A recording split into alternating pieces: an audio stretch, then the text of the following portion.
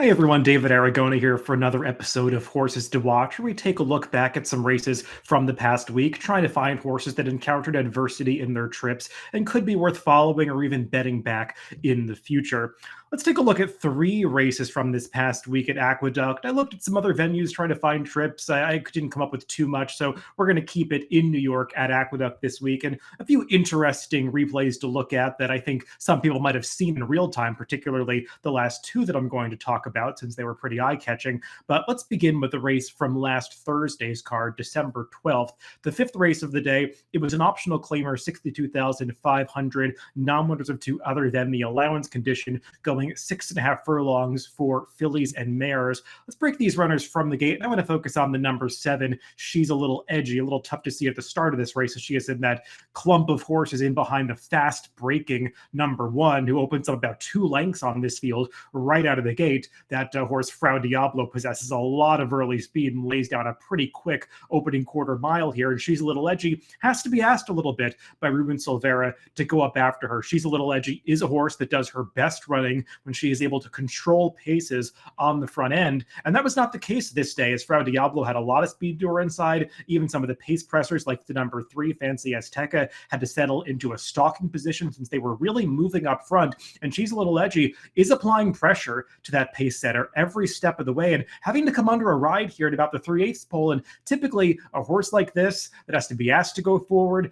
gets into a duel, you don't expect them to have much of a finishing kick, but She's a Little Edgy is going to finish a lot better than Frau Diablo, who actually fades to finish last in this race. And right here, you can see some of the closers start to angle out, wind up. The eventual winner is the horse in the orange blinkers and cap on the far outside. Looks like she's going to roll right on past the number 7. She's a Little Edgy, but you could see this horse switches over to her right lead and kicks on again and continues battling these late runners all the way to the wire. And she is just barely going to miss losing this race by a nose in a very game effort. She actually finishes in a dead heat for second this day, but no question in my mind that She's a Little Edgy ran the best race of anybody in this field, even though she just narrowly lost. Seems like she's in really good form right now since the claim by Rudy Rodriguez. She had run well at this level in the past for trainer Rob Atras, going in and out of his barn a couple of times, had gone badly off form earlier this year, but since being claimed by Rudy, I think for just $25,000, she's really come back into her best form, ran well to win a starter allowance race,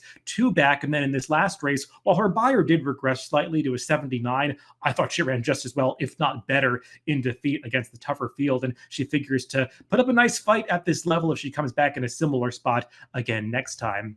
Let's move on to a race from Saturday, the first race of the day that I think a lot of people saw in real time, but maybe didn't quite understand what was going on, because just watching the pan shot, it's a little bit difficult to see exactly what was transpiring with the number 7, Jackson's Dixie, in the first race on Saturday, December 14th. This was a New York bred claiming event, $25,000 tag, going 6 furlongs for the filly and mare state breds. Let's break these runners from the gate. The head-on shot is what we'll show for this entire replay. And you can see Jackson's Dixie with the shadow roll. She hopped up a little bit out of the gate, and it made her 7-pound apprentice rider, Adam Otero, kind of bounce up in the stirrups, and he actually lost his left stirrup. And you can sort of see it from your vantage point. It's the right part of the horse's hip. You could see his foot kind of dangling off there.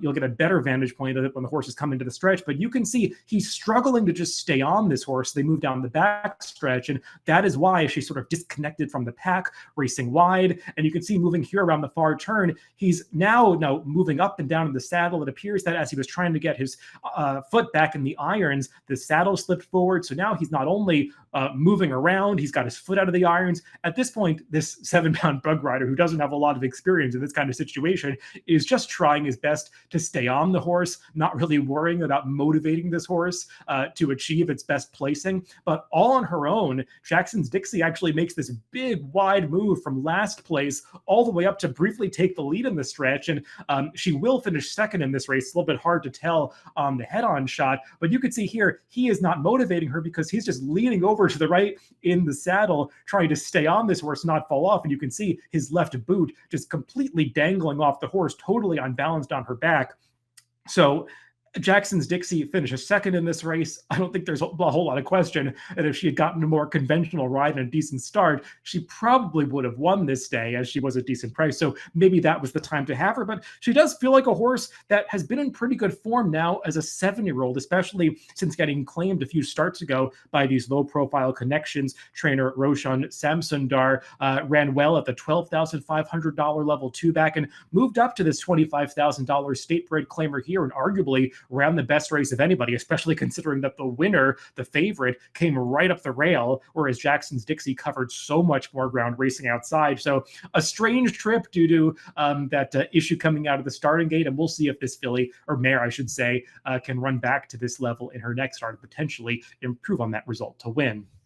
Let's now move on to a race that was later in the day on Saturday, December 14th, one of the feature races on this card, the New York bred Stallion Series Great White Way Division, big pot on the line, $500,000 for these 2-year-olds that are not necessarily New York breds, but are sired by stallions standing in New York. And sometimes you don't see high quality fields in these races, but this Great White Way Division really drew some nice runners, including the eventual winner, Sacrosanct, who is undefeated. But let's break these runners from the gate, because we want to focus on a horse that maybe should have won this race. And again, this is a trip that I think a lot of people saw in real time. The number 10 Soontobeking, who I think went off as the third choice in this race, does drift towards the back of the pack early, and he's going to fall far back in the early stages of this race.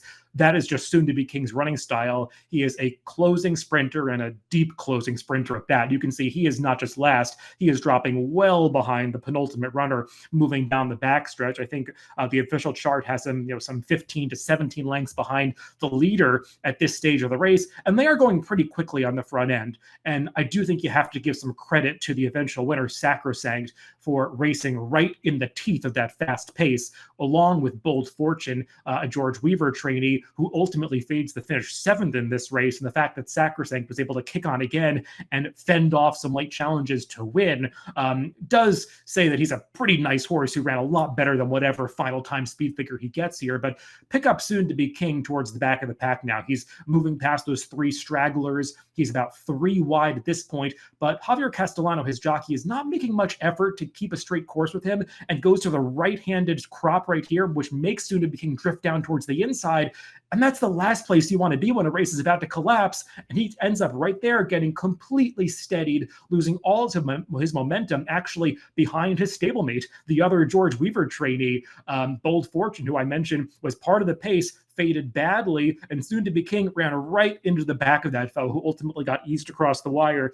And I do think, based on the momentum that Soontobeking had built up coming past the quarter pole, he was going to roll right on by these leaders and would have beaten Sacrosanct. Now, we could have had a conversation at that point about who ran the best race, probably Sacrosanct, even if he had lost, since he was the one that was so against the race flow this day. But Soontobeking finished 4th in here, was well beaten, should have earned a speed figure that was much higher than the one he ultimately will be awarded. He's a pretty reliable late runner when the trip works out. You just saw what happened there. He's a horse who has a bit of a tendency to lug in, and Javier Castellano is a jockey that doesn't often change his riding crop from his right hand to his left hand to keep horses straight. And I think the combination of those two factors just put Soontobeking in the wrong place at the wrong time, and it deprived the connections of scooping up this big pop that was available last Saturday. So those are all the horses to watch, to look back at this week. If you want to follow any of these horses moving forward, you can add them to your horse watch on DRF.com. Just add them to your list and you'll get email notifications when these horses are entered back in the future. You can also go into your DRF Formulator or Timeform US accounts